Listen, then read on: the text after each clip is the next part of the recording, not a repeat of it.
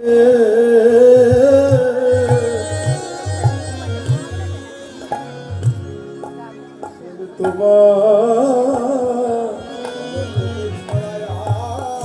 কেউ ধরে রাখতে পারবে না বাবা, তোমায় যেতে হবে। ভগবান ডাকি দিলে যেতে হবে। বলো আমাদের গোবিন্দ ছাড়া আমাদের কে ভাই আছে? যেতে হবে গোবিন্দ ছাড়া আর কে ভাই আছে? ডাক দিলে যেতে হবে।